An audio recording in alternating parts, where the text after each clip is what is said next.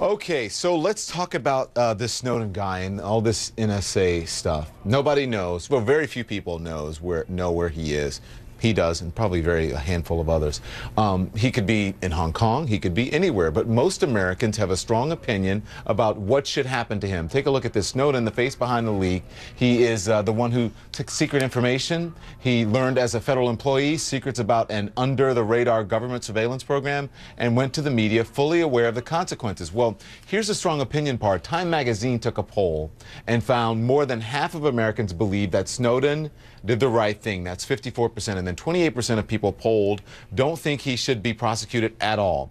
As for the White House, though, and what people think there, the chief of staff says President Obama will speak on the issue in the coming days. Nothing more specific than that. So let's go back for a moment to the man who started this entire debate and discussion about government surveillance, personal privacy, and national security. Edward Snowden, of course. We have new details this evening emerging right now. And let me be clear, this is being published only by the UK's Guardian newspaper.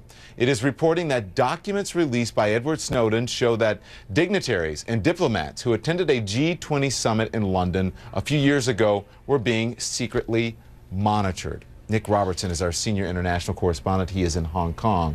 So, Nick, it is a very serious revelation, I would imagine, but I would think that most people might not find this out of the ordinary. So what is the big revelation in all of this? What's the takeaway here?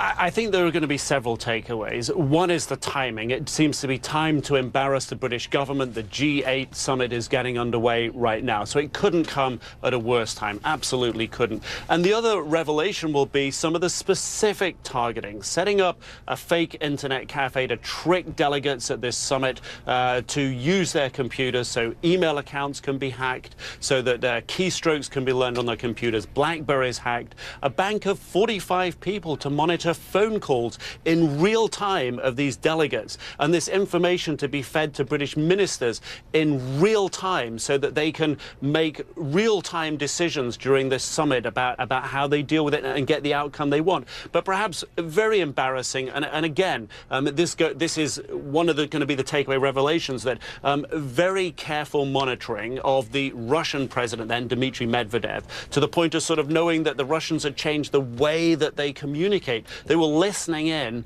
on his phone conversations, targeting the Turkish finance minister, targeting the South Africa delegation.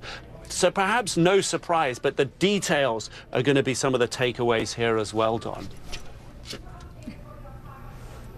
Nick, another summit starting, the G8 summit. Is this revelation going to change the flavor of that summit, you think? It's going to certainly sour it, and of course we can expect these leaders to take it in their stride and not to get out front and comment on it. But, you know, Ed Snowden started out in all of this with his stated intent of allowing the American people to realize how much monitoring there was of their phone calls and their internet activity. He's moved on from that now. This is, it seems, yes, a revelation about information that he has seen, that he can release to the world. But it's not about people. It's not about a moral debate here or a debate over people's own cybersecurity. This is now embarrassing governments. This seems to have taken a completely different turn here, Don. All right, Nick Robertson, thank you. We appreciate that.